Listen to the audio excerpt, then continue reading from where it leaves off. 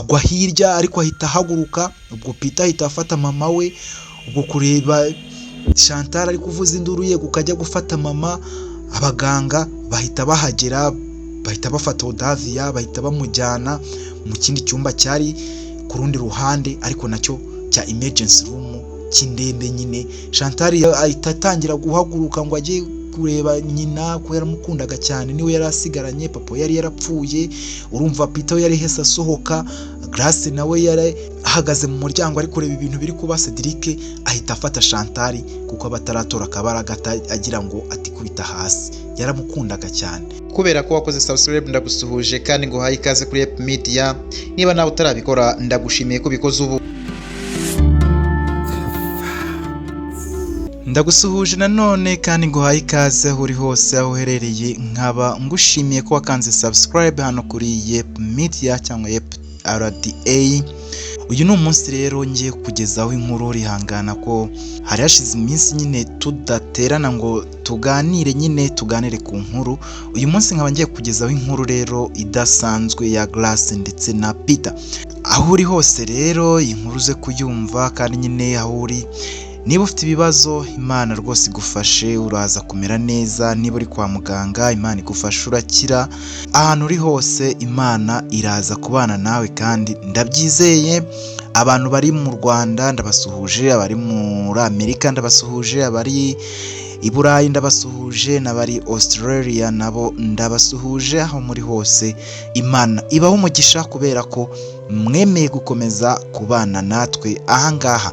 Uyu munsi rero inkuru yacu tuyitangirira nyine kuri date cyangwa se aho umusore n'umukobwa baba bagiye gupanga ibijyanye n'ubukwe bwabwegereje. Ni Grace ndetse na Peter bari kumwe bari kuganira bapanga iby'ubukwe. Urumva ubukwe bwabwegereje nk'abantu rero bari gupanga umunsi ndetse bawushyira ku murongo, bizambarwa bizakoreshwa byose. Ni abantu bari bafite stress nyinshi cyane ariko nyine bagomba kubikora.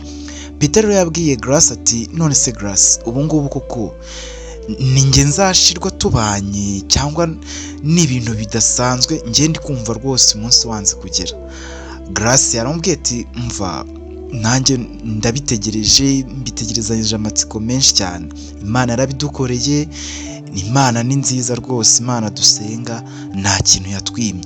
Peter ni umusore usenga cyane, usenga Imana cyane kandi uba mu bintu by'Imana cyane, wizera ku buryo rwose ibintu byose aba yabiragije Imana. Yabaga imbere ye hari Imana gusa ndetse gahunda ze zose akaziragiza Imana mbere yo kuzinjiramo.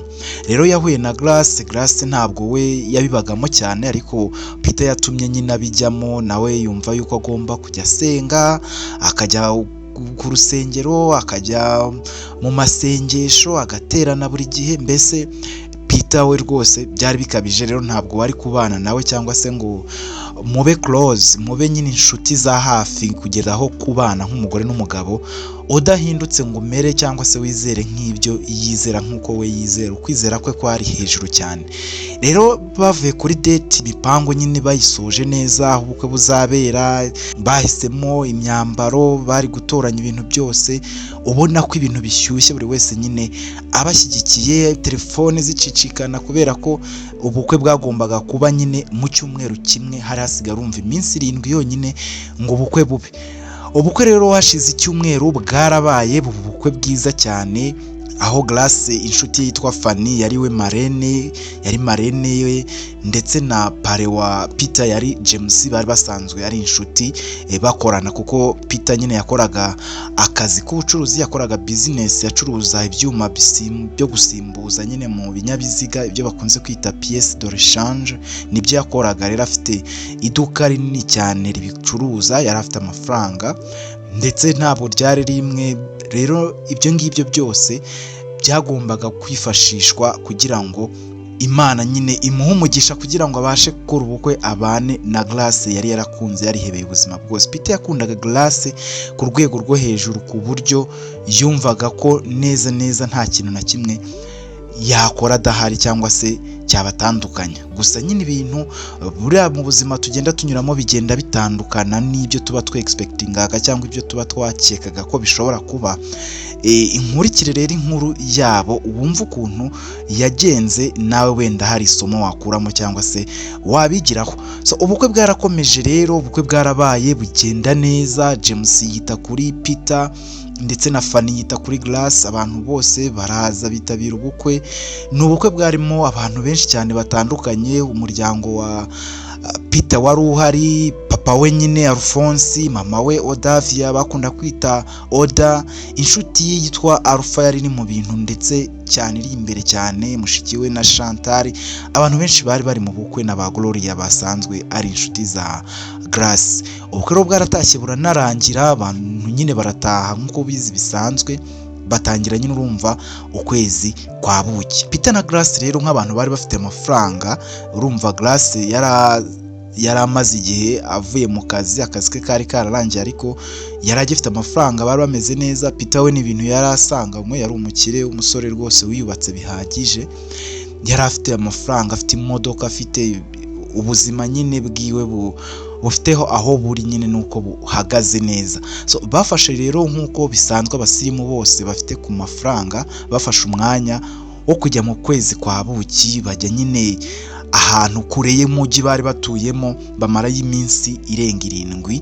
Bamara iminsi 7 bari kwizihiza nyine urukundo rwabo bari bamaze igihe barimo. Bari bamaze hafi umwaka bakundana, ariko nyine bari kure, bakundanaga umwe ari kure n'undi ari kure. Urumva Peter yabaga ari mu kazi kandi umujyi yari atuyemo wari utandukanye n'uwo Grace yari atuyemo, kuko Grace we nta nubwo hari mu mujyi cyane, ariko urumva yari mu cyaro. Ariko Peter nyine we agakomeza gutuma babonana rimwe na rimwe bikanga, ariko bagerageza kumaintain urukundo rwabo rugenda neza kandi ruba successful. Urumva ko byasoje bakoze ubukwe kandi neza cyane.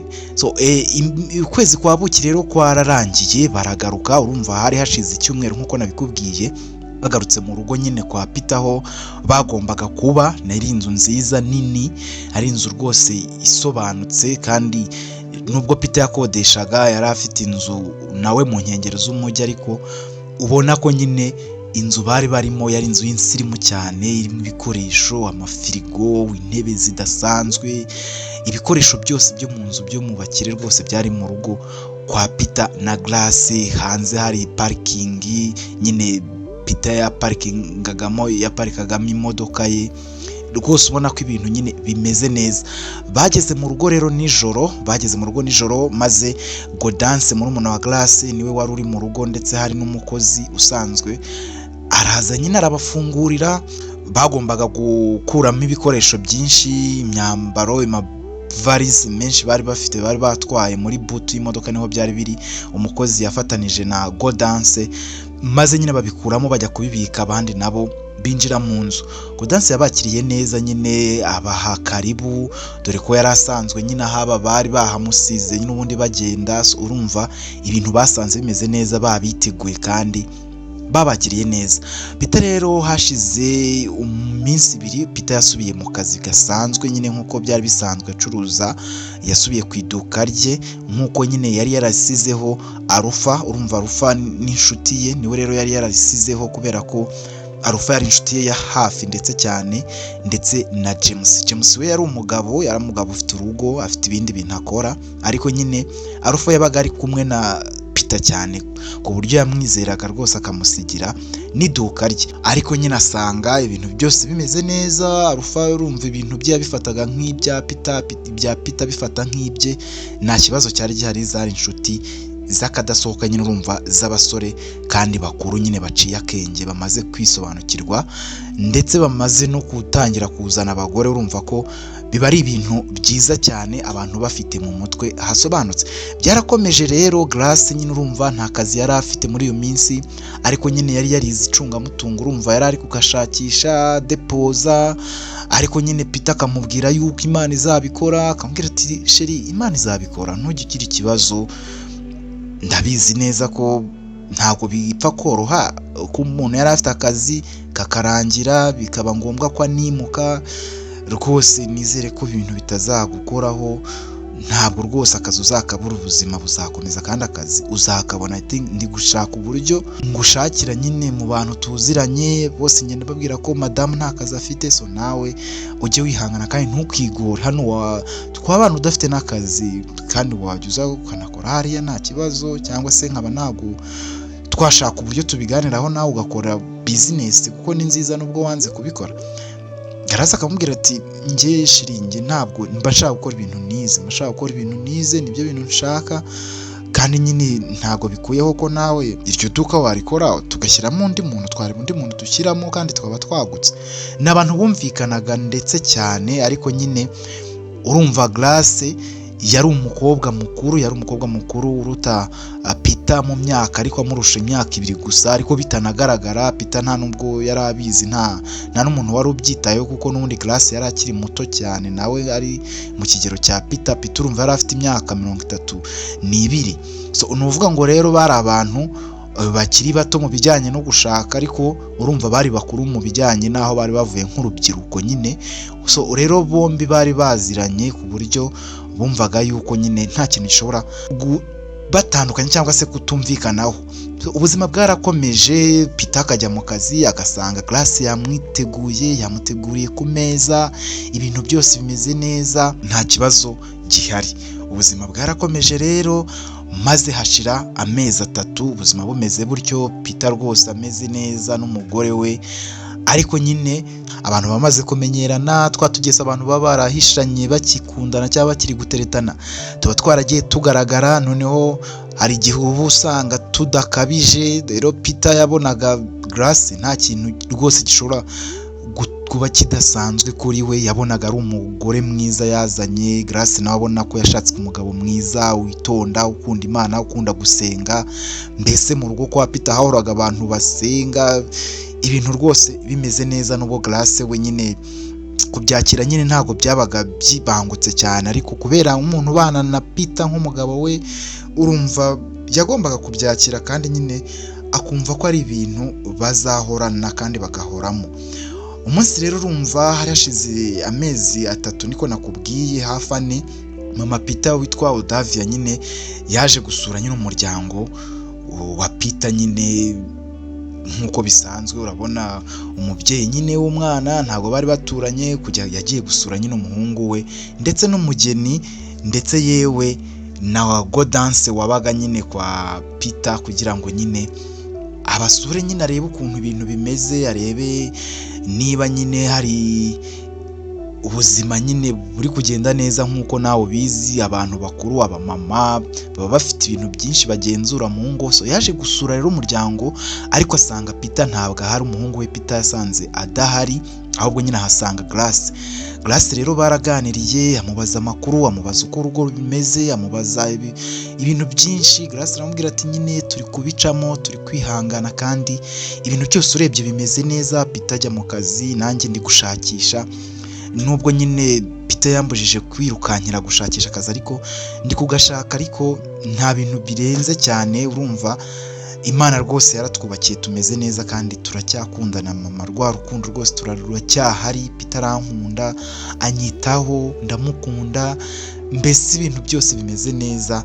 Wareze neza rwose kandi mwarakoze. Odavia rero yarishimye cyane, abwira Grace, aramubwira ati none se Grace, ko ubona mwaze mugiye kumara amezi 4, nta kantu se n'ubu karagira, ko nta kuntu urumva utameze neza, ko mbona urishashi rwose, ko mbona uriyizimiza? Ati mama nyine nta kintu, nta kuntu biramera, ariko nyine turasenga, dutegereje Imana, kandi ibintu nyine bizagera neza. Hari igihe bidahita biba, ugasanga nyine bitinzeho, ariko nyine Peter yanambwiye ko atari ibintu byihutirwa cyane, ambwira ko nta kibazo. So rero urumva tuba turi gusenga Imana nyine bizakunda, ariko ndakeka bitazatinda, nta kibazo.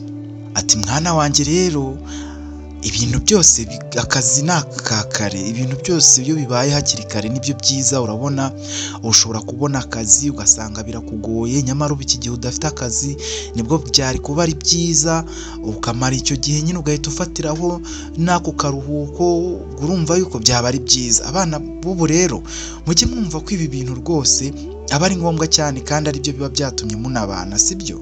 Rwose ubwire Peter murebe uburyo mwahindura ibitekerezo.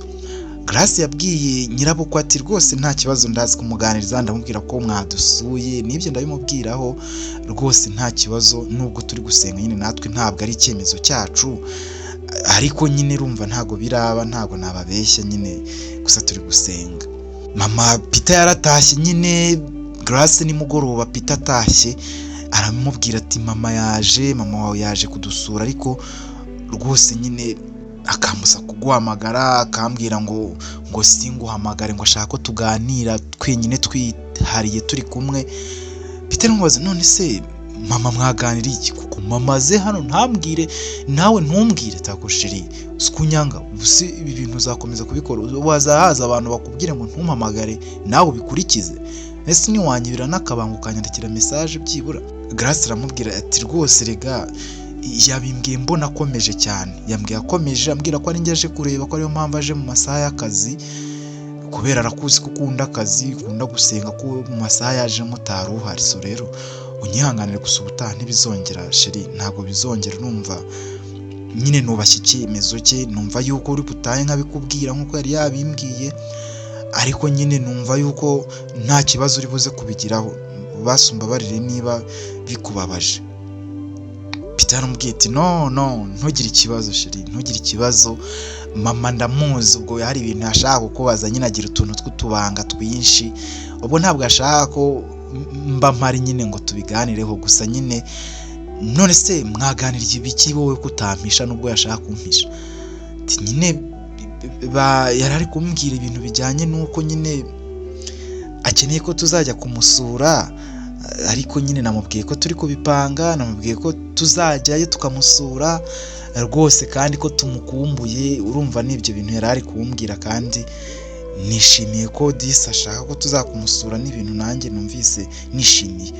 Grace ntabwo yigeze abwira Peter ibijyanye n'uko mama we yamubwiye ko ashaka ko basama inda bakabyara, cyangwa se bamwereka kuzukuru bakabikora vuba. Urumva hari hamaze gushira amezi 4 cyangwa aburaho, urumva yuko ni ibintu nyine yari yiteze, ariko akabona nyine Grace nta kintu na kimwe ari gutekereza cyangwa se ari kubitekerezaho. Rero hashize ukwezi ibintu bimeze neza, hashize ukwezi Peter na Grace bagiye gusenga, ariko abantu nyine batangira kubabaza ku bijyanye no kubyara. Abantu bakabaza Peter bite, Peter akababwira ati ni sawa ku rusengero nyine, abandi bakabaza Grace ati Grace none se abamama bakuru ati nta kantu se n'ubu uribwira ko tubona neza ukiri inkumi wagira ngo uracyari umukobwa? Grace akababwira ati erega ibintu byose nyine ni Imana, tuba dutegereje Imana ibirimo, kandi Imana izabikora, rega ntarirarenga. Ese ubu ngubu ni ngombwa duhite nyine mubibona? Nkeka yuko njye na Peter hari gahunda twihaye, ntabwo ari ibintu nyine twakirukankira nuko nguko bimeze.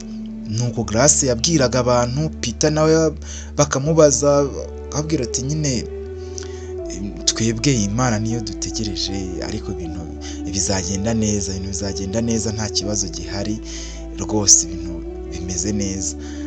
Baratashye rero, urumva ku rusengero bamaze nyine kubona ko abantu batangiye kujya babibazaho cyane. Umunsi umwe bageze mu rugo, bari kumwe na Grace bicaye muri salo bari kureba televiziyo, maze Grace abwira Peter ko mama we nyine yabimubashijeho, burya ko nyine gusa batangira kubitekerezaho. Baramubwira ati se na mama burya yarabikubashije, nese kuki utabimbwiye? Ati nyine njyewe numvaga yuko atari ngombwa cyane ko utari ubifiteho ikibazo, nanjye nta kibazo nari mbifiteho, ariko nta kibazo rega Peter, wowe sheri njye nkeka yuko buriya bitaba ari n'ibintu byihutirwa cyane urebye, ariko nanone nta ruhare tubifitemo, yaba njye yaba wowe turabishaka, ariko nyine bizaza, njye niko nabwiye mama, nabwiye ko bizaza, ariko nyine nawe yabikomojeho cya gihe nyine aza kudusura, nari nzi ko yabikubwiye. Ati hoya ntabwo yabimbwiye, ahubwo ubwo nibajije impamvu wowe utambwiye ibintu byose mwaganiriye kandi mwarabiganiriyeho nabyo kandi ari ikintu gikomeye. Hari hashize urumva amezi hafi 6 babana.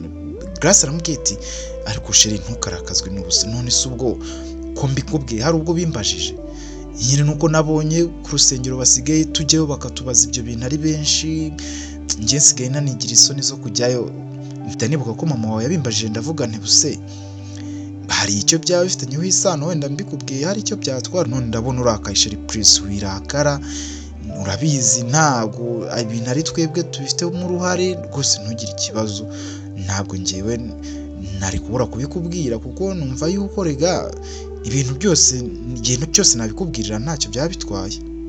Ndagukunda please, sibyo ntukandarakare, sibyo sheri. Bitambwira ati oya ntabwo narakaye, nuko mba ngira ngo nyine nkubaze nyine impamvu uba wambeshye wampisha utuntu uzi ko sheri nta kintu njye njya mbuhisha, nta kintu nguhisha. Buriya niyo nasabutanye n'abantu wumva mbikubwira ntashye, umuntu wanyibye, uwo twasekanye, abantu bansura ku kazi bambaza uko umeze, yewe ibintu byose ndabikubwira. So rero ndetse ubwo hari n'uwambwiye ngo arashaka kuzakubona umunsi umwe wiriwe. Umva sheri, ubwo uzaze tujyana umunsi umwe uhirwe hari abantu banakubona. Uzi ko hari abantu batazi ko narongoye, inshuti nyine ziza gake cyane mu mwaka, baza kungurira ibyuma, baba bazi ngo sindarongora ndacyari umusore. Umva uzaze kabisa. Sheri nzaza rwose, ntugire ikibazo. Nubwo nyine nkomeje nanjye kwibaza ukuntu nabona akazi. Sheri ntabwo wakora wenyine ibi bintu, urabona depense zigomba kuba nyinshi, kandi urumva nintangira no kwitegura, dutangira kwitegura umwana, urumva yuko depense ziziyongera kandi urumva yuko rwose bizaba bigoye. So rero nakabaye ntangira gushaka akazi, ni ibintu wakabaye umfashamo cyane, ko nyine kuguma mu rugo nawe ndabona ari ibintu nyine bimbangamiye, sibyo? Nabwiye ati mbirimo ndi gushakisha uburyo nawe ujya ushakisha, ariko ntibikagustresse, nta kintu ubuze, urabizi ndagukunda, nta kintu hano mu rugo kwa Peter wabura rwose, ibyo sheri ntukistresse rwose. Iminsi iricuma, abantu ntibabyara, Grace ntiyasama, iminsi iricuma, umwaka wa mbere urashira. Umwaka warashize, Peter nyine atangira kumva ari kwibaza ibiri kuba, buri wese nyine atangira kubibazaho. Urumva abantu bamaze umwaka batabyara, atari ibintu bapanze wenda ngo babibwire n'inshuti zabo za hafi cyangwa imiryango, babimenye ko ari ibintu nyine biri muri gahunda yabo cyangwa muri projet zabo, kubanza gutinda kubyara, nta muntu wari ubizi. So urumva bagombaga gutangira kubyibazaho. Rero ari benshi bakibaza niba batabyara, niba Peter atabyara, niba Grace ari utabyara. Abantu nyine urabizi ko amagambo yatangiye kuba menshi ku rusengero, mu baturanyi, mu nshuti. Urumva abantu nyine batangira kubibazaho cyane, noneho biva mu bijyanye no kuvuga bati ni iby'abageni, bigera mu bijyanye n'uko ari ubuzima busanzwe. Ubwo abo bantu bafite nyine ibindi bintu nyine babahisha, cyangwa se ikibazo batagaragaza ariko gihari. Ubuzima bwarakomeje rero. Umunsi umwe nyine Peter yavuye ku kazi, abwira Grace ko bamuhaye amakuru ko hari umwanya nyine w'akazi Grace yadepozamo. Grace yarishimye cyane, aranezerwa rwose, amubwira ko rwose agiye kudepoza kandi agiye gutegura ibintu bikagenda neza. Yaradepoje rero, arategereza nyine, ategereza hahandi ko bazamuhamagara. Ngo mu gihe yari agitegereje, yari ari mu rugo n'ubundi akora imirimo isanzwe, ajya gusura abantu, ibintu bisanzwe nyine nk'umugore mu rugo. Rimwe na rimwe akajya gufasha Peter, ibintu nk'ibyo ngibyo nyine. Nibwo buzima Grace yari abayemo nk'umuntu umaze umwaka atarabyara, ariko nanone afite umugabo kandi agomba kwitaho. Urumva yarashakaga akazi ku buryo kamugira busy cyane kuruta ibindi bintu. Yari yaranze gukora ibya business, yumva yishakira akazi kuko nibyo bintu nyine yari yarize. umunsi umwe rero Grace yahamagaye Peter amubwira ko nyine ashaka kujya kwa nyirakuru uko bamubwiye ko arwaye. Peter aramubwira ati okay, nta kibazo rero ugende ujyeyo, ariko nyine umusuhuze, umubwire ko tumeze neza, umubwire ko mukumbuye, umubwire ko kandi nyine ubutaha tuzajyana. Grace yabwiye sheri ati okay sheri, nta kibazo, so urumva rero ndamara amasaha atari make ariko unyihanganire, nizere ko ibintu byose Gaudence araba ari kubyitaho, nta kibazo kiri buze kuba. Grace yaragiye rero, Peter urumva yarasigaye mu rugo wenyine n'umukozi ndetse na Gaudence. Maze muri iyo minsi rero, ku munsi wari ukurikiye, hari no muri weekend, mama Peter Odavia nyine yagarutse nyine kwa Peter, ariko Grace ntabwo yari ahari. Baraganira, Peter abwira mama we ko nabo bayobewe rwose. Nyina aramubwira ati none se kuki mudasenga mwana wanjye, kubona ibintu byateye abantu basigaye barogana, abantu basigaye badakundana, wasanga rwose ari abantu bazinze uriya mugore wawe Grace kutabyara kugira ngo rwose ntibampa kuzukuru. Ubuse kuko ntibazi ko ari we mwana wenyine ngira. Peter rwose mbabarira rwose, ibi bintu mubikemure. Peter nyine yaganiriye na mama, aramubwira ati rwose mama, nta kintu tutakoze, twe ntabwo tugeze tujya kwa muganga ngo tubabwire gahunda yo kuboneza urubyaro cyangwa ibindi bintu. Ni ibintu rwose biba biri aho ngaho, na Grace ababishaka nanjye mba mbishaka, ariko urabizi Imana niyo twizera. Bwa mbere njya gusenga, Grace arasenga, abatubwira ko ikibazo kizakemuka. Rero mama wizere rwose, izera Imana, ibintu uzabikemura. Ese kuki mutizera? Njyewe ndabizi ko ibingibi byashoboraga kubaho kubera ko natwe turi abantu, kandi urabizi ko ikigeragezo, hari abantu benshi bahuye n'ibi bigeragezo. So rero nanjye ntabwo ndi umuntu utari umuntu usanzwe, ku buryo Imana ubu hari impamvu yabikoze kandi izatanga igisubizo. Ngenda byizeye umunsi umwe twese tuzishima mama, nanjye rwose nzishima. Ariko ibintu byose nabishyize mu Mana. Njye ntabwo nshobora no kujya kwa muganga ngo mipimishe ibintu no.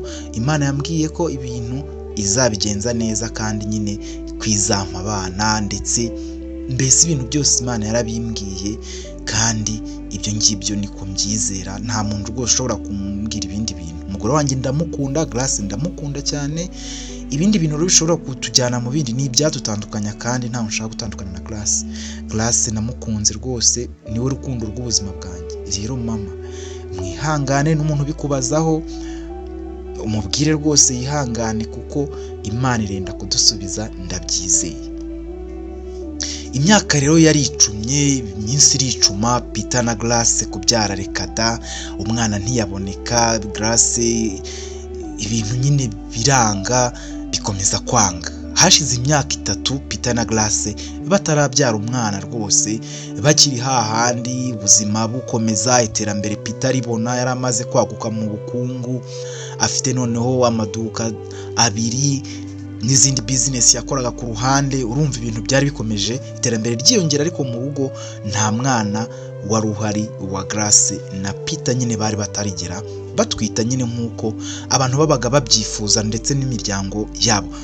Peter rero bwagezeho, urumva hari hashize igihe kinini, babanye imyaka 3, bari bamaze kumenyerana nk'umugore n'umugabo, bariyakiriye, ariko nyine bitaraza neza. Urumva nk'abantu nyine babageni cyangwa se abantu bashakanye bakabura urubyaro, bamwe akanya kamwe bariyakira bitewe n'ibyo abantu bababwira, bizakunda, natwe byatubayeho, bizakunda, ubwo n'umugambi w'Imana, bizakunda, mujye mureba n'ahandi musengere, cyangwa mujye no kwivuza. Nyine abantu bababwira biba ari byinshi, ku buryo kubyihanganira rimwe na rimwe bikunda, ariko ubundi buri wese akiteka akarira ku giti cye, cyangwa se bakarira bari no kumwe.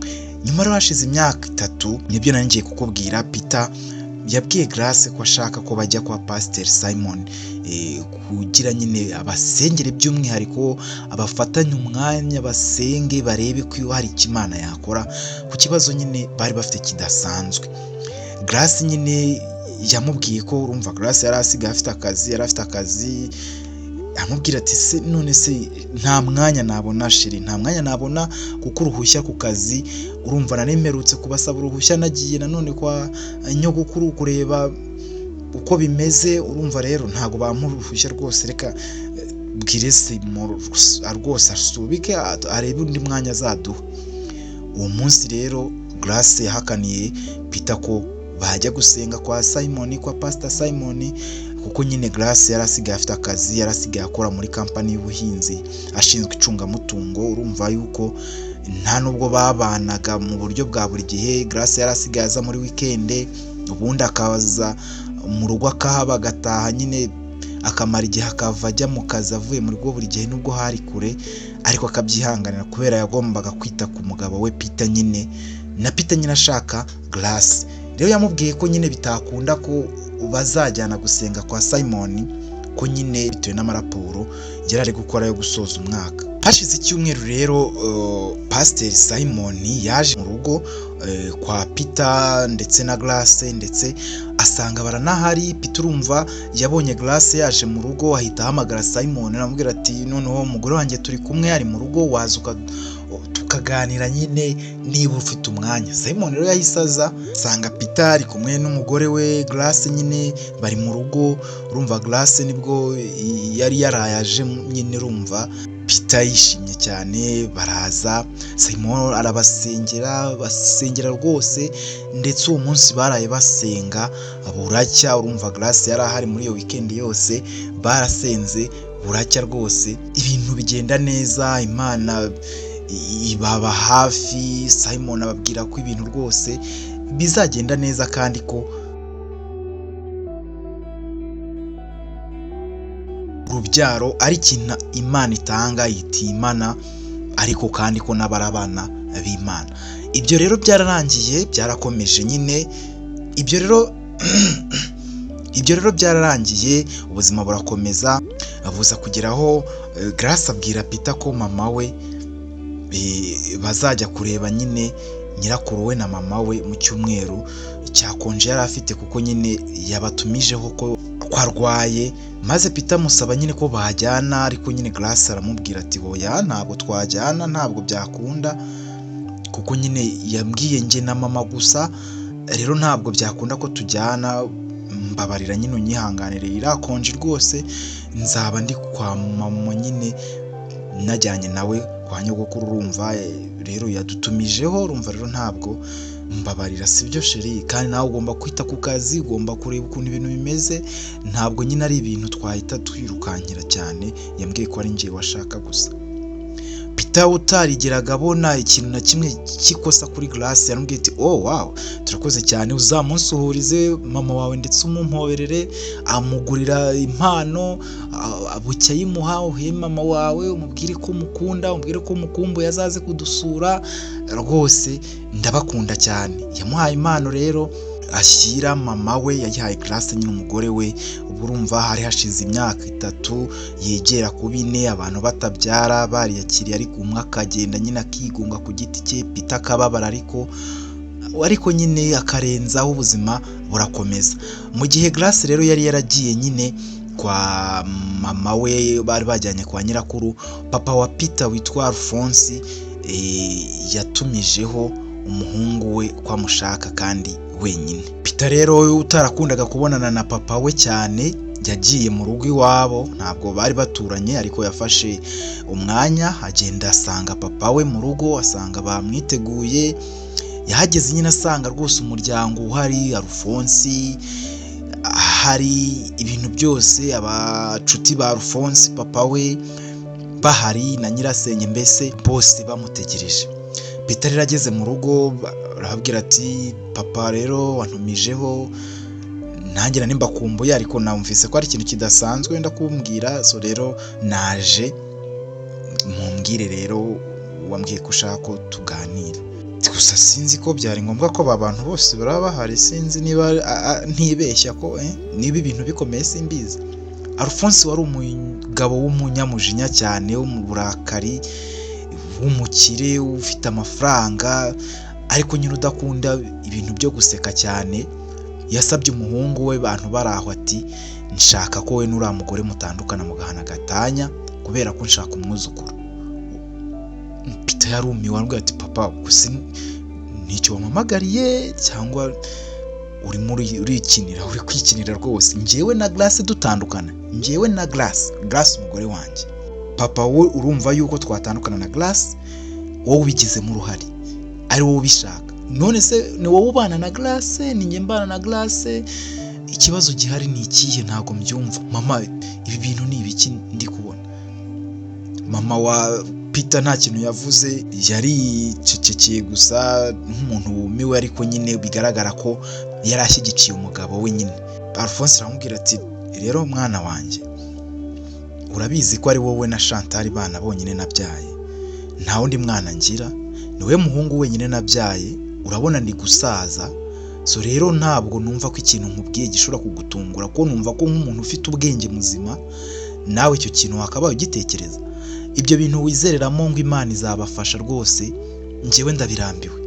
Imana ndayikunda, ndayizera, ariko ndambiwe ibi ngibi. Nshaka umwuzukuru, ndi gusaza, imyaka yanjyanye. Bwa mbere watinze gushaka, reba imyaka umaze kugira. Umaze kugira imyaka hafi 37, nanjye nashatse nkuze, none urumva ndi kugera imyaka ndashaje. Ubu ngubu uri gushaka iki wa muhungu? Nshaka umwuzukuru, bitari ibyo rwose ntabwo biri bugende neza. Peter yararakaye cyane, abwira papa ati papa, ndakubaha ariko ntukarengere. Grace n'umugore wanjye ndamukunda, ntabwo wakabaye uvanga mu bintu byacu. Imana ndayizera, ntabwo mundusha kwizera, ntabwo mundusha gusenga, kandi Imana icyo yambwiye izagisohoza. Nta nubwo mufite ikibazo kundusha, kuba mwe mwarabyaye. Ndahari na Chantal arahari, turabana banyu. Njyewe nta mwana ndabona, kuki nihangana se? Urumva mukeneye umwana kundusha? Ariko nta kintu na kimwe ndabahakana gishobora kuntandukanya n'umugore wanjye Grace. Ndamukunda, arihangana, yamfashije kwihangana muri ibihe byose tubicamo, ararira nkabibona, nkarira akampoza. Ubwo rero ibyo ngibyo ntabwo bishoboka, kandi murabeho. Peter yari kubisa agenda arakaye cyane, arakariye papa we wari uri kumusaba ko atandukana n'umugore we, kuko papa we yumvaga ko nta buryo umuhungu we Peter yaba atabyara. Ntabwo yabyumvishaga, nta nubwo yabyemeraga, w'ikibazo iteka yagishyiraga ku mukazana we Grace. Iminsi yari icumye rero, hashize ukwezi, Peter nyine ahishurira Grace ko iwabo burya bamubwiye ko bashaka ko nyine batandukana, ariko ko we yabyanze, yabahakaniye.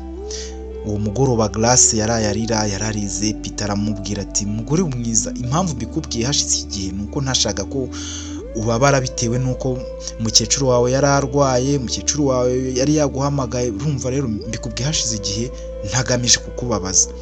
So rero narabyanze, ntabwo ari rero impamvu yatumurira, ntabwo wakabaye urira. Narabyanze, ntabwo nigeze mbemerera. Njye nta kintu na kimwe gishobora kuntandukanya nawe, ndagukunda, uri umugore wanjye. Twamara imyaka, nidushaje tuzamara imyaka 20 tutarabyara. Imana yakoze ibintu bitangaje kuri Abrahamu, rwose muha umwana w'umuhungu witwa Isaka. So rero twebwe ntabwo ari twe bantu ba mbere tubuye ntitubyare. Jya ugabanya amarira, Imana izadusubiza, sibyo mugore mwiza? Grace ubwo arihanagura amarira, Peter aramuhoza, bapanga gufata umwanya bakajya mu kiruhuko mu gihe cyari kiri imbere, bakajya nyine kureba ko hari ikintu Imana yakora abari mu biruhuko bataraho mu rugo. Nyine urumva nk'abantu bafite amafaranga, urumva iterambere ryari ryarabonetse, bakomeje no kwaguka mu bushobozi. Grace nawe ari gushaka kugura imodoka ye. So urumva bari bamaze gukira, ariko nta mwana barigera babona. Bapanze rero igihe cyo kugenda bakajya mu kiruhuko, urumva holiday bari kumwe, ahantu hatari abantu, ahantu hitaruye abantu, ahantu habonyine. Bapanze kugenda nyine ahantu bakamaraho iminsi byibura 6. Ubuzima bwarakomeje rero, hashize amezi 3 nk'uko bari babipanze. Nyine barabiganira, maze Peter baza Grace niba nta kiruhuko benda kumuha kugira bazapange kujya hahandi, amubwira ko agifite. Maze baragenda, bamara iminsi rwose y'icyumweru cyose, bamara iminsi 7 bari kumwe, nta muntu uhari, ahantu hiherereye. Baragiye nyine ahantu ku kirwa, batindayo, bamara iyo minsi yose ari babiri muri hoteli, bishima, nta wundi muntu bari kure y'umujyi waho babaga. bavuye rero baragarutse, ubuzima burakomeza, bakomeza akazi, buri wese akomeza akazi ke, bakomeza gusenga. Peter akomeza gusenga, akomeza guhamagara abapasiteri bakabasengera, abantu basengera abantu mu bibazo bitandukanye bakaza mu rugo. Grace nyine yabaga hari gake cyane, ariko Peter bakamusengera bakamubwira ko azabonera urubyaro, ko Imana rwose izamuha abana. Peter akaguma kuri icyo cyizere. Grace nawe yaba hari Imana ikabibabwira gutyo, ariko Grace we ntabwo byabaga bimuteyeho cyane. We yabwiraga umugabo we ko Imana ibakunda kandi ibintu bizagenda neza. Hashize amezi 3 rero bavuye mu kiruhuko, ibintu byakomeje gusa nk'uko bisanzwe. Peter rero umunsi umwe abaza Grace ati se nta kirahinduka sheri?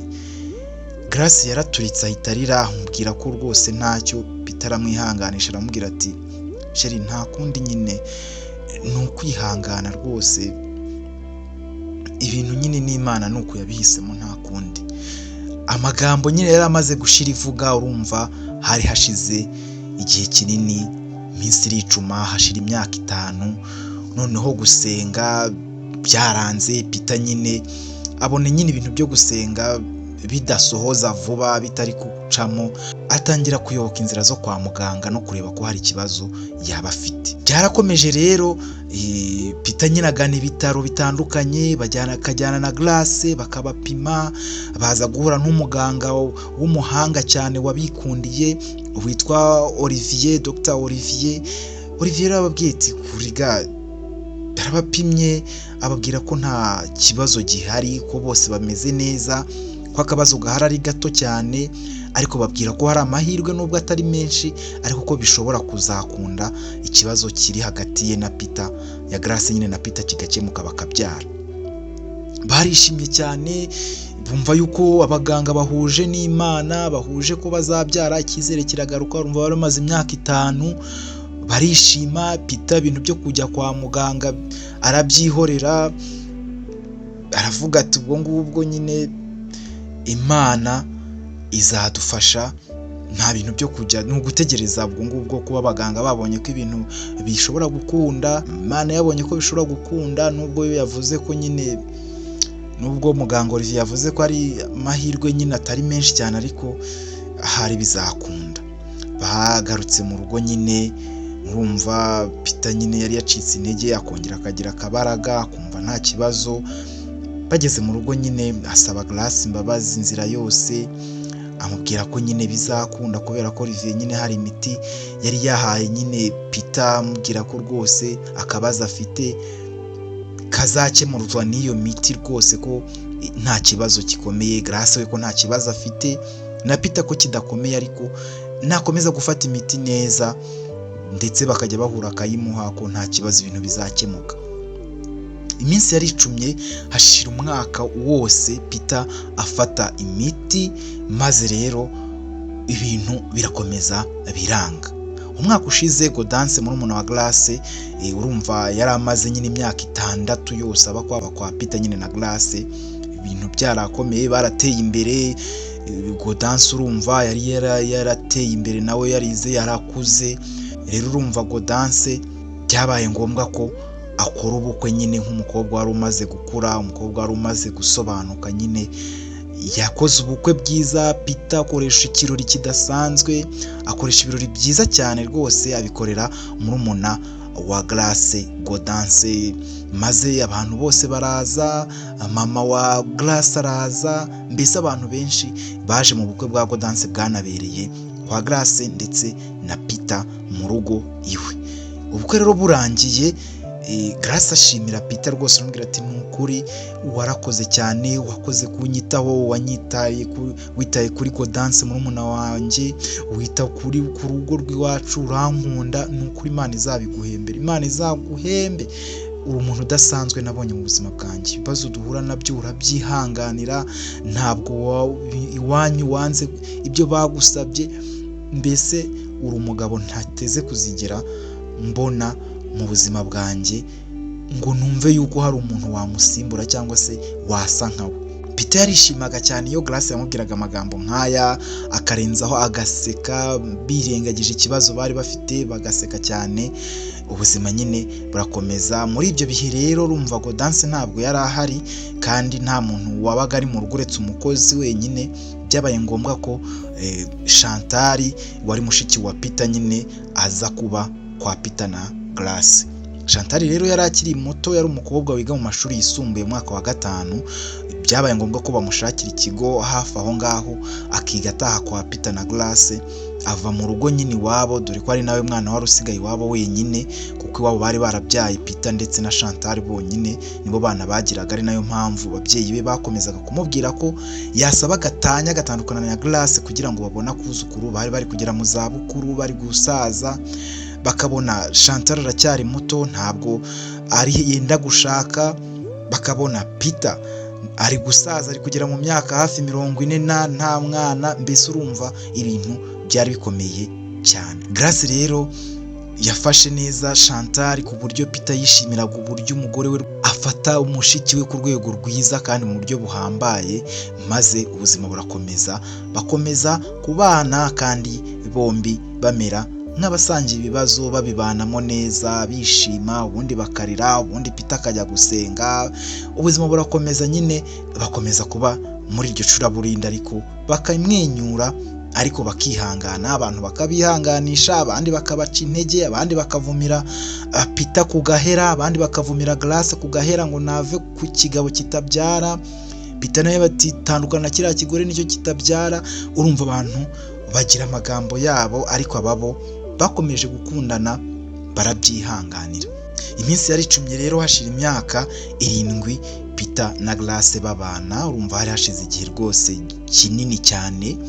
Alphonse papa wa Peter yararwaye muri iyo minsi, asaba ko yarwazwa n'umuhungu we Peter, maze Peter nyine yabaye nk'uhagaritse imirimo ye ya business ze. Urumva Grace nawe ntabwo yabaga hari, Chantal yari ari ku ishuri, urumva yari ari mu mwaka wa 6, yagomba nyine kwiga neza kandi akizeho umwete. Ariko nyine urumva Alphonse papa wa Peter yararwaye kandi urumva ibintu byari bikomeye cyane. Peter rero yabaye nk'uhagaritse imirimo nk'uko nabikubwiye nyine, ahamagara Alpha nk'uko bisanzwe, wari inshuti ye magara cyane bombi na James, ariko James yabaga ari mu bindi, yari afite n'urugo urumva, ariko Alpha yari umusore nawe uri gupanga ibintu byo gukora ubukwe, maze abari gusigara nyine muri business za Peter. Peter ajya kurwaza papa we wari uri kwa muganga kandi amerewe nabi.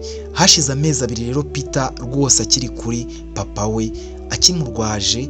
Papa we noneho bwaje kugeraho araremba cyane, abonye ibye biri hafi kurangira, abwira Peter amagambo akomeye cyane, aramubwira ati rero Peter mwana wanjye, urabona burije kandi nyine uko nyine ibyanjye bimeze, ndi kwiyumva, mfite uko ndi kwiyumva, urabizi nakubyaye ari wowe na mushiki wawe Chantal. Odavia mama wawe yambereye umugore mwiza, ntabwo rwose yigeze yangiza imitungo yansanganye, namwe rwose mwambereye abana beza, mugira ubwenge. Chantal urabona ari gusoza amashuri ye yisumbuye, ndakeka uzamufasha akiga n'amashuri makuru rwose na za kaminuza, kandi nawe ugatera imbere. Gusa icyo nshaka kukubwira, hari impamvu yatumye rwose nshaka ko ari wowe undwaza, nkanga ko hari undi muntu ushobora kuza kundwaza, kandi mbizi yuko ufite urugo, ufite n'ibintu na business ugomba kwitaho, ariko nkabirengaho byose. Mwana wanjye, nta muntu w'iwacu wigeze abura urubyaro, ibyo ndabizi neza, ndabizi kuko undi yo mana yawe, ndabizi ko ubikunda cyane. Yogo wizera iyo mana ukanasenga, akujye wibuka ko nyine wanyimye umwuzukuru, none nkaba ngiye ntamubonye, sibyo? Byo ntabwo uzi ko ariko wabikoze. Peter ahita abwira papa we ati ko papa Grace ndamukunda cyane rwose, ntabwo ibyo ari icyemezo cyari cyoroshye gufata, n'ubu ntabwo cyoroshye kugifata. Grace ndamukunda, ntabwo nyine njyewe natandukana nawe rwose, kandi rega humura ntacyo uri bube, ntawe ujya rwose, turi kumwe, uzakira ndabyizeye. Abaganga rwose batubwira ko ibintu byose bimeze neza, nibinaba ngombwa uzajya kwivuriza hanze, tujyane hanze, ntabwo icyo ari cyo gihe cyawe papa, ntukavuga amagambo nk'ayo rwose. Alphonse yabwiye Peter umuhungu we ati ndi kwiyumva mwana wanjye, uko meze ndabyumva neza. ese mwana wanjye kuki utanagiye hanze ngo urebe ko wampa kuzukuru rwose? Menya neza yuko wakabaye waragiye no hanze ukabyara umwana, nubwo uriya mugore wawe wabimuhisha cyangwa umuryango we cyangwa na nyoko ukabimuhisha, ariko ukanyereka akana wabyaye hanze byibura. Ubu mba ngiye rwose, ubu na mama wawe rwose Davia ni nk'ibi uzamukorera se basi? Ko nabo bona ashaje ari gusaza ari mu bankurikira, ni ibi ngibi uzamukorera mwana wanjye? Nuko twakubyaye uri ikinege, ari we muhungu wenyine, ubu nuko nguko utumye dusajisha, nuko nguko umuryango urawuciye burundu. Peter yabwiye papa we rwose wari urembye cyane ari mu manegeka, aramubwira ati rega papa, rwose umugore wanjye kumuca inyuma ni icyaha Imana yamanira ku rwego rwo hejuru, ntabwo nakirwa rwose mbikora, kuko ngewe Imana yampana ku rwego rwo hejuru. Ntabwo nabikora Grace kuko ndamukunda cyane rwose. Ntabwo rero namuca inyuma ngo njye gushaka undi mwana hanze. Rega papa, Grace azabyara ndabyizeye, kandi umwana wacu rega ndabizi ko uzamuteruraho kandi wishimye ugaseka papa, sibyo? Ibintu byose uzabibona, akana kacu uzakabona gaseka, ugaterure, njye ngasimbiza nawe nkaguterura ugasimbize, ibintu byose rwose bizagenda neza. Ntukumve ko amagambo nk'ayo ngaho ushobora kuyambwira, ntacyo uzaba. Grace azabyara, Imana yarabitubwiye, abaganga barabitubwiye, kandi rega ni nanjye Grace nta kibazo rega anafite buriya, nuko muba mwanga gusa, ariko buriya n'abantu benshi ntabwo babizi, ariko Grace nta kibazo afite rwose. Peter yakomeje kuvuga amagambo nk'aya, ariko ahindukiye abona papa we ntakiri kunyeganyega, aramuhamagara ati papa.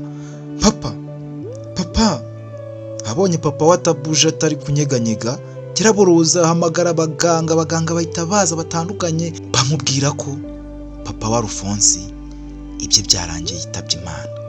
Peter yararize, arababara cyane, ararira, sakuza seta ibirenge, yari umuntu w'umugabo, ariko yarababajwe n'amagambo papa wamaze kumubwira, ahise anasohora ako kanya bakiri naho ngaho kumwe, nta mwanya na muto, nta n'amasegonda aciyemo, kumbe papa we yamusezeraga kandi yamubwiye amagambo akomeye, gusa nta kindi yari kubikoraho. Iminsi nyine yashize ari ine, bari gushaka uburyo abantu bari hirya no hino baza bakareba uburyo bashyingura Alphonse, wari umugabo w'intarumikwa uzwi n'abantu benshi cyane w'umukire.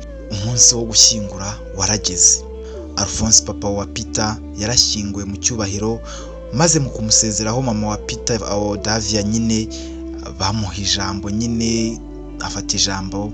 Mu ijambo rye yavuze amagambo rero amwe agira ati Alphonse yari umuntu mwiza, umugabo nakunze rwose, twabwizanyaga ukuri, yari umugabo rwose uvugisha ukuri ku bintu byose kandi utarya indimi ku kintu kitamunejeje, akabwiza abantu ukuri nta buryarya. Ntacyo namuburanye, ariko we nyine agiye hari icyo amburanye. Imana yaduhaye abana beza babiri, ariko nyine agiye Chantal akiri muto cyane, kandi niwe yari atezeho nyine ibyishimo bya nyuma. Gusa nta kundi mwana wanjye, wowe uzakomeza ingabire nziza yo kumvisha ibyashimisha ababyeyi, kandi nyine ukumva n'ababyina bavamo ari bo twebwe, nanjye ndimo mama wawe, sibyo Chantal? Ayo magambo Davia yavuze ari kurira. Peter aho yari yicaye yumvise ko mama we atakimufata nk'umwana we, yumvise ko nyine ari igicibwa mu rugo, ko umwana ubu ari Chantal wari ukiri na muto, akiri gusoza amashuri yisumbuye. Peter yatangiye kubaho yanzwe mu muryango we rwose, ubwo yari nako yakomeza gusenga Imana, ariko byose bikaba iby'ubusa rwose. Hashize imyaka 2 rero Alphonse nyine apfuye. Urumva Peter yari amaze hafi imyaka 9 abana na Grace. Chantal mushiki wa Peter yagiye kwiga muri kaminuza, ariko hari kure yo mu mujyi nyine w'iwabo, cyangwa se aho yabaga kwa musaza we, maze bimusaba nyine kuva kwa musaza we Peter akajya gutangira ubuzima nyine bw'ishuri nk'abandi bose mu mashuri makuru cyangwa se kaminuza. Ubwo byarakomeje nyine. Nyuma y'amezi 3 Chantal nk'umukobwa ariyo, Peter amuhamagara kuri telefone, Grace amuhamagara, mama we bavugana, ubuzima burakomeza. Ariko Peter yari yaratandukanye n'iwabo ndetse nabo mu muryango we bose, nta muntu n'umwe uretse Chantal wenyine bavuganaga, nta wundi wo mu muryango we bari bakivugana. Yari yarabaye igicibwa, yarabaye ikintu kiri aho kitagira ubwenge, kidashobora gutekereza gushaka undi mugore, kidashobora gutekereza gushaka akana hanze, mbese nyine yaragumye kuri Grace, yarahisemo Grace, akumva ko we nta kindi kintu azakora, ibintu byose Imana izabibakorera. Ubuzima bwarakomeje. Chantal nk'umukobwa rero urumva wari ukiri muto, akiri mu gihe cye cy'urubyiruko nyine, yisanze yakundanye n'umusore wamwigaga imbere mu mwaka umwe nyine witwa Cedric. Chantal yabaga muri hostel z'ikigo kuri kaminuza aho yigaga, gusa Cedric we yabaga hanze muri apartment nyine zari hafi n'ishuri, abana nyine n'abandi basore biganaga. Umunsi umwe rero basohotse ngo baganire nyine nk'abakunzi. Chantal rero yasabye Cedric ko yifuza ko bamenyana bigiye kure.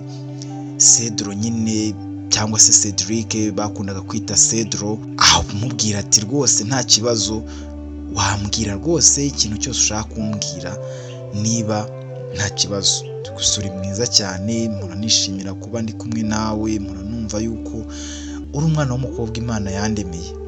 Cedro yari umusore muremure mwiza rwose w'imibiri yombi, ubona yuko akiri muto ariko nyine ufite igihagararo ndetse ku buryo yarakunditse. Rero Chantal yaramubwiye ati Cedro, urabona rero amezi 2 ashize dukundana, nkeka yuko ahagije, ntabwo ari menshi yego, ariko arahagije hagati yanjye nawe kuko nta ushidikanya guhari, ndagukunda urankunda, gusa nyine asobanuye byinshi kuri twe. Ni ukuri rwose njyewe nsigaye ngukunda kurusha uko nyine byari bimeze njye nawe tukimenyana tugihura. Sinzi impamvu, sinzi niba nawe ariko bimeze, gusa nyine njyewe niko kuri kwanjye. Cedric aramubwira ati ariko nanjye ndagukunda Chantal, ni ukuri ntabwo ubuzima bwanjye rwose bwari bunyorohere utaburimo rwose. Iyo utabuzamo ibintu nari kuba mbona bigoye cyane, mba mpora mu bwigunge nk'ubwo nabagamo kera. Ungira inama, urangarura, uranganiriza, ungarura iyo natanye, mbese ndagukunda kandi rwose birushaho kwiyongera, nanjye sinzi impamvu ari uko nsigaye niyumva. Chantal abwira Cedric ati none se sheri, waretse tukamenyana kurushaho, ko nshaka kumva nyine najya mba nkwisanzuyeho bihagije, nkumva nyine naba ndi umuntu nyine ukwisanzuraho cyane, ukuzi kurusha abandi bantu bose bakuzi, kabone n'inshuti zawe. Cedric aramubwira ati none se sheri, hari icyo utazi se bijyanye nanjye? Chantal yamubwiye ati nyine ndavuga nk'iwanyu, mu bana b'iwanyu, uri umwana wa kangahe? Ese mama wawe akora iki? Papa wawe wakora iki? Erega nkanamenya abashiki bawe niba wabyemera, niba nabo twamenyana nkabamenya, nkajya mbahamagara tukavugana, nyine nkakumenya bidasanzwe nyine kurusha abandi bantu, ko nsigaye ndagukunda cyane. Cedric ahita atangira guhinduka yamaze kumva amagambo Chantal amubwiye, ariko Chantal aba yabibonye ko nyine yahindutse, maze akamwiseguraho akamubwira ko atari cyo yaragamije, akamubwira ati no way Cedro, burya se nawe ujya ushobora kurira? Ni ukuri ntabwo rwose ngamije kugeza ku mutima wawe rwose kuzigira n'umubabara, rwose unyihangane, ntabwo nzongera kubikubazaho, ntabwo nzongera kukubwira ibintu bijyanye n'umuryango wawe. Chantal aramwegera agahaguruka aho yari ari, akamwegamiza, maze akamubwira ati rega, gusa ubimenye njyewe bijyanye n'umuryango wanjye ntabwo nabura kubikubwira ko ndagukunda, gusa data amaze imyaka 2 n'amezi 5 ubu yitabye Imana, ndetse iwacu nyine ndi umwana wa 2 mu bana 2 iwacu babyaye. Mfite musaza wanjye nkunda cyane, nanjye nkunda, witwa Peter, ndetse na mama wanjye, nabo bantu ba mbere nkunda cyane. Uwo ni wo muryango ngira Cedro, mbabarira rwose ntabwo nzongera kubaza ku byawe, gusa ngiye ntacyo bintwaye kuba wabimenya.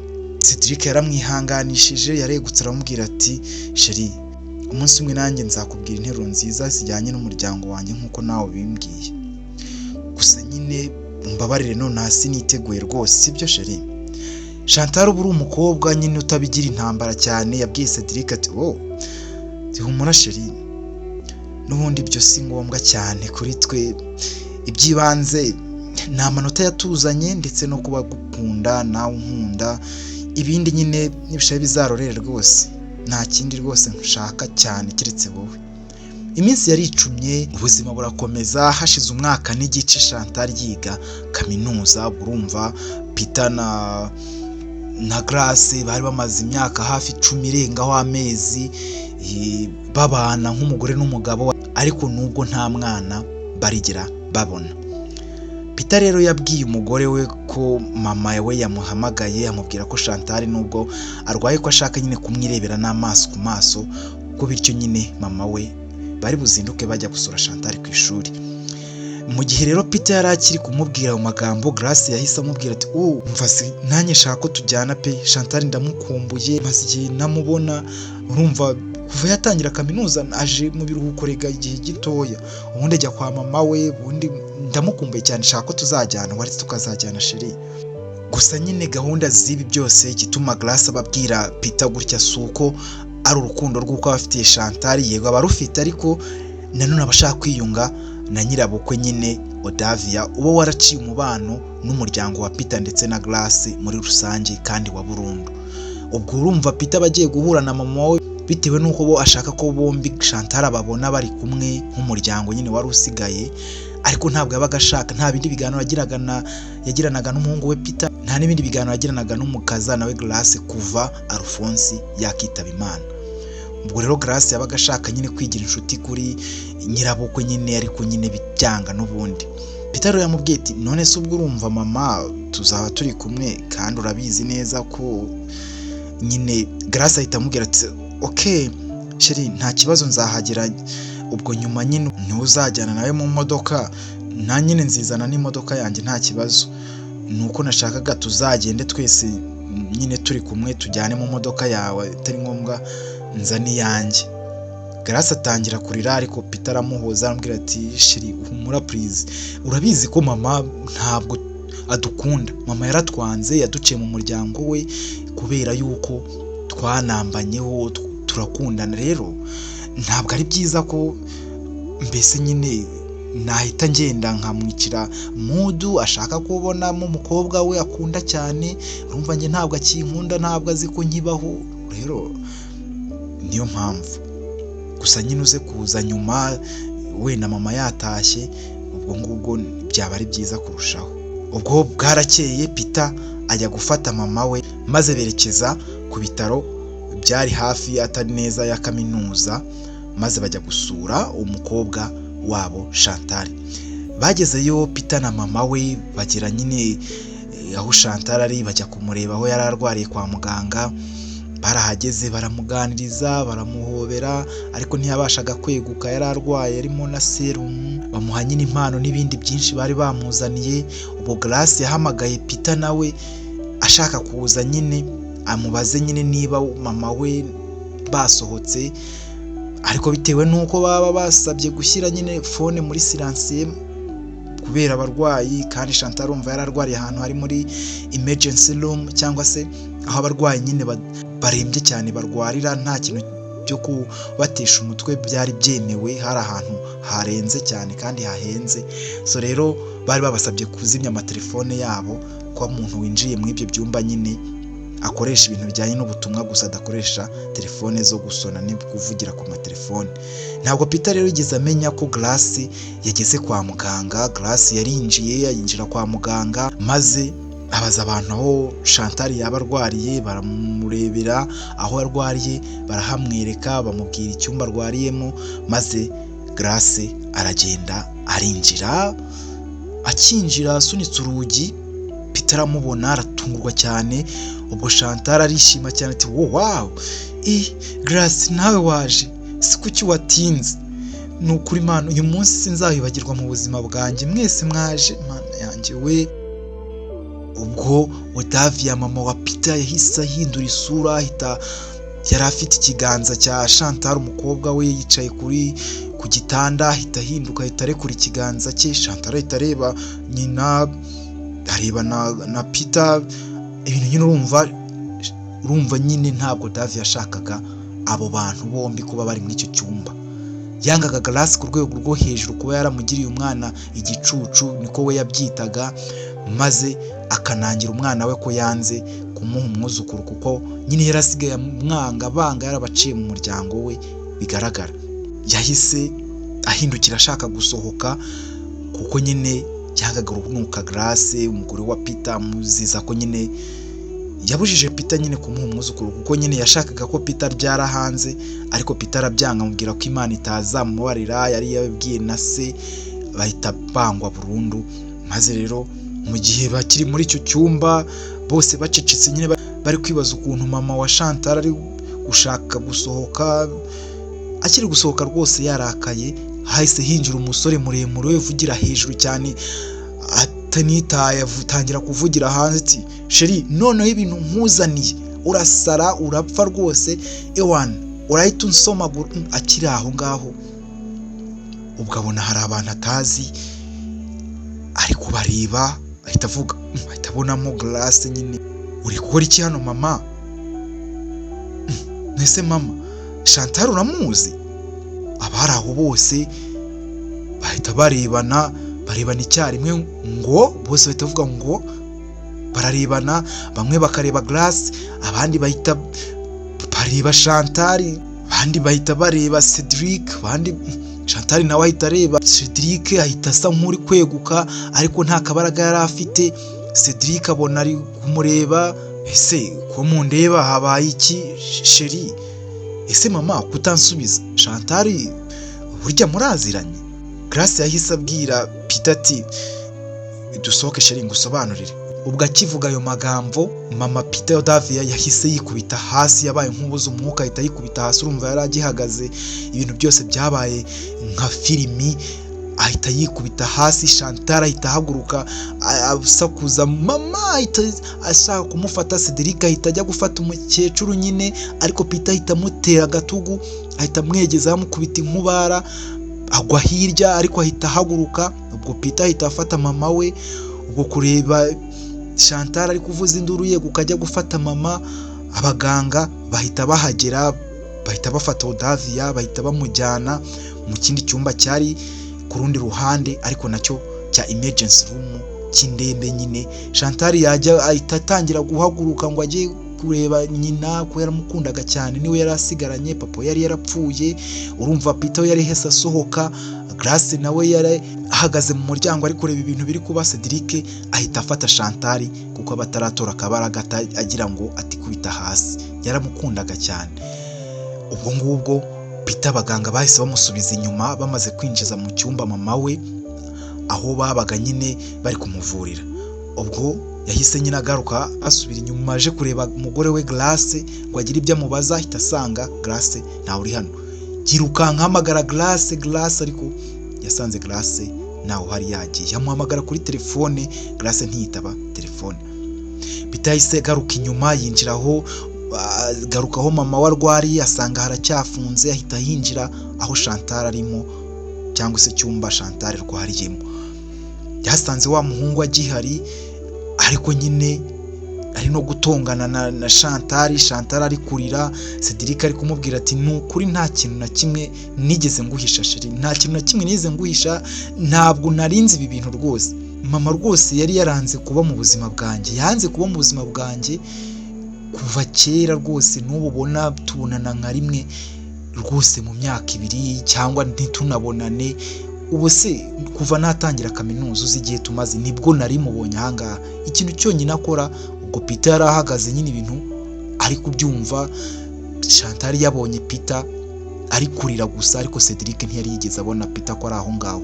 Cedric arakomeza ati rwose ikintu cyonyine akora ni ukohereza amafaranga, nibyo bintu byonyine akora, ndo kumpa amafaranga y'ibyo nkenera byose.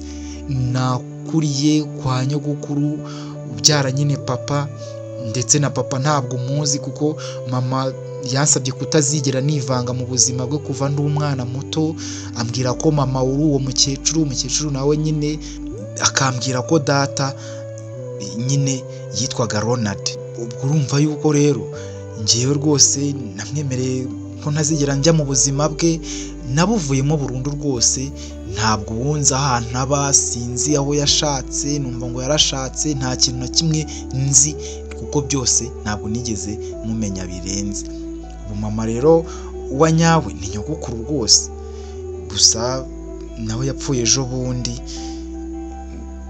kandi nyine nibwo naherukaga mama. Peter yahise avuga ati uzi ko icyo gihe aribwo Grace yambwiye ngo nyirakuru ubyara mama we ngo yamutumyeho ko arwaye ngo agiyeyo akanamarayo iminsi, nanamusaba ngo tujyane akabyanga, kumbe yari yaje gushyingura nyirabukwe. Ubwo Cedric yahise ahindukira, ubwo ahita areba Peter wari umuri inyuma. Chantal ahita abaza Peter, none se Peter, ubwo bivuze ngo ni wowe utabyara? Wowe ntubyara, ubwo Grace arabyara, sibyo? Bakiri aho Peter abona ubutumwa bugufi buturutse kuri Grace bugira buti burebure rwose, abona message ndende Grace amwandikiye magambo menshi bukurikirana afunguye, abona ahita atangira gusoma. Unyihanganire kuko ndabizi ibintu byose wabimenya ubu ngubu tuvugana, gusa nje menya ko nyine ntabyara kandi ko wowe nyine ubigerageje ushobora kubyara, kuko nyine wanasanga ubyara ko ntabwo wigeze ubigerageza ku wundi muntu utari njye, kuko njyewe bankuyemo ibice byamfasha kubyara by'umubiri nkimara kubyara uwo mwana wabonye witwa Cedric. Nta magambo menshi mfite kuvuga, byose ni agahinda kuri wowe, igihe cyawe ndetse n'ubuzima wabayemo. Mbabarire kuba narabiguhishe, nta kundi nari kubaho n'umuryango wanjye cyangwa mbone nyine ubushobozi bwo kwita ku mwana wanjye Cedric. Rwose Peter, naragukunze by'ukuri, ntabwo nakubeshyaga, gusa ntabwo nyine nigeze nkubwira ko nyine ntabasha kubyara, kuko numvaga ko wahita nyine unyanga cyangwa ugashaka undi mugore utari njye, kuko papa w'uwo muhungu yari imbwa rwose, yaranapfuye ariko yari imbwa, nta kintu na kimwe yigeze amfasha. Ariko wowe uri umuntu w'umugabo kandi nyine wankunze urw'ukuri. Nkwifurije amahirwe masa kandi niteguye kuguha agatanya byihuse igihe cyose uzabikenerera, kandi uzabyare hungu na kobwa, we n'uwo muzashakana nyuma yanjye. Urabeho Peter. Yari Grace mama Cedric. Ubwo Peter yarumiwe ibintu ari gusoma, ahita yicara hasi yifata ku gahanga. Chantal nawe arebana na Cedric. Peter ahita asohoka, Cedric aza mukurikiye ati none se bimeze bite, bigenze bite se ko mbona uhindutse? Ati ndekura wa musore, ndekura kandi nushaka uve mu buzima bwa mushiki wanjye. Peter ahise akomeza aragenda. Ubwo Cedric akumara aho ahagaze agaruka kureba Chantal. Iminsi iragenda iricuma, umuryango, inshuti n'abavandimwe bose barumiwe. Peter yabwiye buri muntu wese ibintu byamubayeho, barumirwa bose, ku rusengero barumirwa, abantu bose barenzaho babona ko ibintu byabaye, icyorezo cyitwa Grace ku buzima bwa Peter cyabaye inkuru rwose idasanzwe. Bose barengejeho, ubuzima burakomeza. Hashize umwaka rero Peter yabonye umukobwa wundi bakundana, bakorana ubukwe, barabana, babana neza rwose. Ubuzima Peter yabanyemo na Grace bwabaye igihe cyo guta mu buzima bwe mu gihe yabayemo. Aba rero barakomezanyije rwose. Peter ashakana na Liane, bakora ubukwe bwiza nk'uko nabikubwiye, barabana. Ubu bafitanye abana 2 b'abakobwa kandi baritegura n'abandi benshi cyane, nk'uko Peter yahise ahiga ko azabyara abana bose yabujijwe kubyara na Grace wamugambaniye. Cedric na Chantal nabo bakomeje gukundana, kuko nyine Chantal yabwiye mama we ko akunda Cedric cyane ku rwego rw'uko adashobora gutandukana nawe bitewe n'iby'umuryango wa Peter na Grace, cyangwa se wa Peter ndetse na mama wa Cedric. Mama we yarabimwemereye, amubwira ko niba bakundana nta kibazo rwose, ko ibibazo byakemutse. Ubu nawe umuzukuru yamubonye, ubu ngubu nabo baritegura gukora ubukwe. Ubu ibintu bimeze neza, Peter arishimye we na Liane. Grace yaragiye akomeza ubuzima bwe ahantu kure cyane atandukanye n'aho umuhungu we ndetse n'umuryango we baba, maze Peter akomeza kwakira nyine Cedric nk'umufata nk'umwana we, ndetse na Chantal mushiki we arabashyigikira.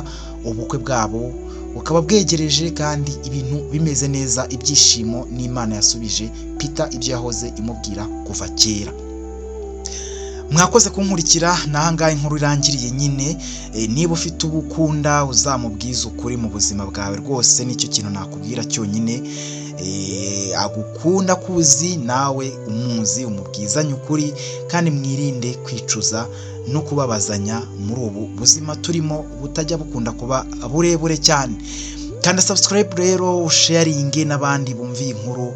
Niba kandi uri guca mw'ibi bihe cyangwa warabinyuzemo, usharinge inkuru yawe bagenzi bawe, cyangwa se uzi waba ari kunyura mw'ibi bihe cyangwa wabiciyemo, cyangwa se uyumvishe inshuti zawe nawe ubwawe uyumve.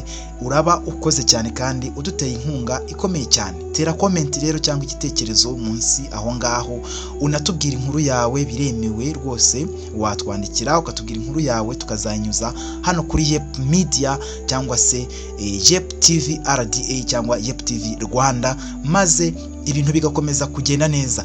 Nge nitwa Tiyunsanze, ndabakunda cyane, mukunda Imana ndetse mukunde n'abantu. Ciao ciao, na hejo.